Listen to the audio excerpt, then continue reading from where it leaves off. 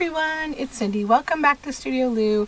It is Sunday Share, and as you can see, little Mr. Toasty is here with me today. He's just hanging out. You want to say hello? Can I give you a little flipsy that you usually really hate, but I'll do it real quick so they can say hello. Okay, I'll put you in your little tiny bed. There you go, friend. Okay, so today is Sunday Share, and I'm here with my little grass allergy chihuahua. He is making his little schnorfy sounds that he makes from time to time because the poor boy, he is still experiencing grass allergies despite there being almost no grass left. Okay, so I am just here with a few things. It's been a couple of weeks since I've done a Sunday Share because I've been super busy, and I need to turn on my overhead light. Hold on. There we go. Now we have a little more light. So, yeah, it's been a bit of a busy week. My house guests have gone home. Both of my children have taken another year around the sun, so they are 1 year older, and I survived all of it. So now I'm here. I've just been working quietly on my Curiosa journals, making a few videos here and there, and I'm really gearing up for Dephemerember. I think that's the first thing I'll talk about because so Decembember is the challenge I'm going to be doing in December. If you are unfamiliar, you will start to hear about it on December the 1st. It is hosted by Louisa Heinzel and from Junk Journal Art. Sorry, I need to turn off my notifications here. From Junk Journal Art and Barbara from 49 Dragonflies. And this is the third year of Decembember that I've participated in all three. And it is an ephemera making challenge for the month of December, and it is not Christmas themed. It is whatever you want it to be themed. There is a prompt list which is now available, and these little gaps here represent spaces, so we're not doing a daily prompt, which is kind of nice because you can choose to do your own projects during this time or just take a restful break. December it can be a month for a lot of people, right? So I think I'm happy to have it be a little more sporadic. So if you are looking for more information, I'm going to be linking everything I talk about down below in the description box, Dephemerember included. But if you're not familiar with their channels, check them out. It's a really fun community event and a lot of people take part. So that's the first thing. So let me get my little, I gotta get my little pen here, because what I do in these moments as I go along is I just write down what do I need to mention as we're going. So that being said, I also have a couple of other fun community things that are going on. My friend Mary Ellen at Red Parrot, she actually told me about both of them. So the first one is the Happy Mail Movement. That is the hashtag, Happy Mail Movement, and it is the brainchild of Kim Newberg at Images by Kim on YouTube. I will link her as well, and I've put this little stamp drawing here because essentially, to explain what it is you make a simple envelope out of paper. Hold on, let me show you. So you just take any old piece of paper, right? And you make an envelope. Super easy. Just like this. Preferably without this plastic tab. And, you can decorate it up. You can glue fun things to it and, seal it, put some fun little happy mail things in there. So little paper cutouts, maybe some, of your scraps, little pieces of ephemera, etc. Just a little happy mail. And you can send it to her. She's provided in her video her mailing address. And the way that it works is it's one-on-one. So you send an envelope to her and she will send one back to you. Since that time, she has also gotten, I think there are now a total of 6 YouTubers who are doing this Happy Mail movement, meaning it's a one-on-one with them and you. If you're interested, you can reach out to them. She has all that information in her video. I've linked it below. And it's just kind of a nice way to do Happy Mail because, you know, there's swaps can be complicated. I used to host all sorts of swaps on the internet from the dawn of internet time, and they've always come with their share of follies because there are always people out there who take advantage of the kind hearts of others, unfortunately. But this is a more controlled setting in that your partner's not random. It's someone that you know has an internet presence, like, you know, that has an established presence online. They're not just going to disappear.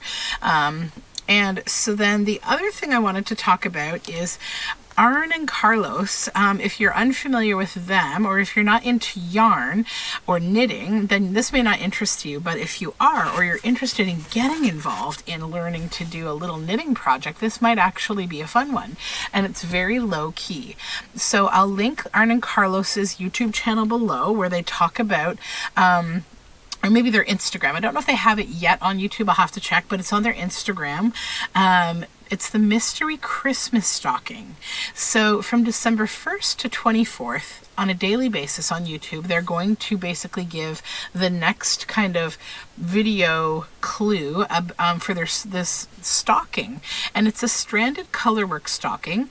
But if you wanted to, if you were overwhelmed by the idea of doing a colorwork pattern, you could literally just knit a couple of rows a day. And, you know, for those of us who, you know, are knitters, but like we've gotten away from it, like I was talking to Marielle and we're both in the same position, sort of like we've taken a bit of a step back from fiber arts and we're focusing on journaling stuff, but we also miss our fiber arts. And so for me, I'm really wanting to spin, like that's really what I want to do, but this sounds wonderful.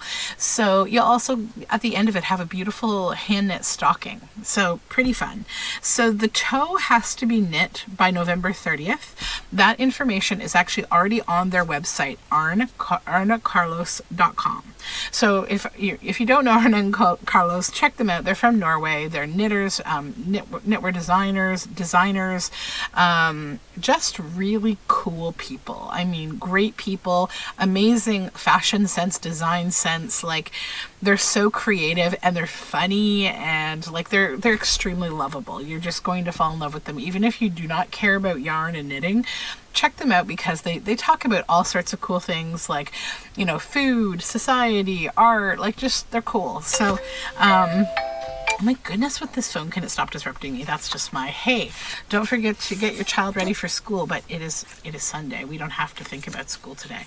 So those are kind of the two online things that are going on that I want to, you know, send lights out about because they're fun. Then the rest is about the idea of like shopping and Black Friday and all that kind of thing. I do not participate in Black Friday, definitely, or Cyber Monday online with companies such as Amazon or any large retailer. I do celebrate it with small businesses, local businesses. In my own shop, I'm doing the Etsy 10% off over the weekend. So if you're interested, you can check that out. I have all of my stuff, digitals and physical things are 10% off. But I also I don't participate in Black Friday because it's just weird. It's actually like an American holiday that has crept over the border into Canada. And I try not to do consumerist holidays. They bug me. Like I like them for small businesses because I feel like, you know, if you are doing a gift giving thing anyhow, maybe it's a nice time to shine a light on small local business or even online business like Etsy or, you know, your own website or whatever. You know, that's actually quite wonderful. But yeah, it's not something that I'm like, oh, I'm going to go to Amazon and do all this stuff. No. Not that you can't, I'm just saying I don't, and there's a lot of reasons why, because when we participate in these things, right, that's what they want from us, and then we just get more and more of it, and it's no good. Okay, so that being said, I did do a little bit of shopping at my local scrapbook store, which is Unique Scrapbook Store in Guelph, Ontario. So they did a Black Friday sale, 30% off everything that was regular price in their store. But that being said, okay, I still kept my purchases to like a bit of a reasonable thing. So I shall explain. All of them are about, I don't know, like making my life easier / social pressure. So first of all, they sell these little bottles, Stupendous 2-ounce dauber top applicator. So they're $2.75 each, and I got 30% off, but like, I don't know if you have the same issue that I do, but like they have these great toppers, right? So I know that Tim Holtz used to sell, I don't know if it was Distress ink or whatever, in bottles like this, and you could do these fun like splats with them, right? And he doesn't sell it anymore. And so that being said, I want to do some fun experiments with different kinds of paints and inks and things that I make myself, including my black walnut ink, and see what I can make with these. And I may end up buying a few more and having these refillable ink containers that, you know, have different things in them. So I'm excited to do that little creative experiment for myself. And then I'm giving in to the peer pressure. So as you know, I use art glitter glue all the time, and I usually use these Sugar Bell bottles, which work just fine for me. But I'm wondering, I've been curious this whole time, does this combination work better? So I was like, what better time to try this out than when there's a 30% off sale? So I'm going to load this up into here later on, and we're going to start doing this the way that all of the people who swear by it do it, and we'll see what's better. I currently have, you always want to use a stainless steel pin. I lost mine. I need to like make one of those like beaded ones. I have stainless steel pins, but I need to actually make a new one because I've been using this vintage hat pin, and as you can see, they get all rusty and not so great because there is obviously water in this glue. So it can get some rust in your glue, which doesn't bother me really, but like it's just messy, and who wants to deal with that? So the other thing I got, well, I got two other things. So this first one is in response to my recent shoulder debacle that now thankfully has been healing since I've been going to what's it called? Physio. So I got calcified tendinosis in my rotator cuff, and so I needed to take it a little easy. So I've since been getting ultrasound, exercise, massage, TENS machine, and heat and cold and all these things to just get my arm back in gear, and it's feeling really good. But one thing you should always try to do is not re-injure yourself, and if you can make life easier, do so. So I want to start to use more of my embossing plates, die cutting folders, those kind of things. I also do lots of collaborating with Global Land. As you know, you can also look in the description box at globalland.com. I have Cindy10 with a capital C is my 10% off discount code if you're ever interested in anything from there. I like to collaborate with them on their little die cuts, and often they're quite little things that I make. So this is the Sizzix Sidekick Starter Kit. So it's a little tiny embossing and die cutting machine, which means that I don't have to pull out my big one every time. I can have a little desktop one, which will both make me more apt to use it, but also I'll just be like, you know, not hurting my shoulder trying to crank or like lift all the time my die cutting machine, because I don't have a dedicated table for it. I just don't. So this kit is this whole starter kit. It comes with an instruction sheet. It comes with the two plates for they're the cutting pads, and then there's the embossing pad, which is this one. And then it comes with a few little basic supplies like Happy Birthday and this little floral, those are little embossing plates. And then it comes with some little stamps. You know, this is mostly card making kind of stuff, and some little dies. So cute stuff. Then the machine itself is in here. Take it on out. Set this box aside. This is a extended warranty And here it is. Look at this little machine. It's got a little like rubber pad on the bottom, you know, so it doesn't slide around, which is also really good. And yeah, you would just put your plates in with your paper or what have you, and you can do these little tiny things, right? And away you go. What's this do? I don't know. Oh, what's it say? It doesn't say anything. Okay, so I'm not sure what this does. This little crank on the side, I'll have to look. I think maybe it locks your plate in. Let's see. I can't tell. I haven't read the instructions. As you know, I just opened it. But I'm excited to use it because I think it's going to be a lot of fun. And these are really cute little tiny things, these little tiny embossing folders. I don't suspect I'll do a lot of embossing with it. I do have a few ideas for it though, and most of the time I think I'll be using it for die cuts. So let's set this little one aside. Over here. Then the last thing I got, just give me 1 second, I have to lift it. So this is something you're going to start seeing a little bit more of. This is the Color Cube system by Sarah Renee Clark, Volume 1 and Volume 2. So Unique had, they had a pre-order open for these. And I was like, I don't need this, you know. And then I talked to my husband and he's like, yeah, I don't think you need it. You've got a really good sense of color. Like, you know, but hold on.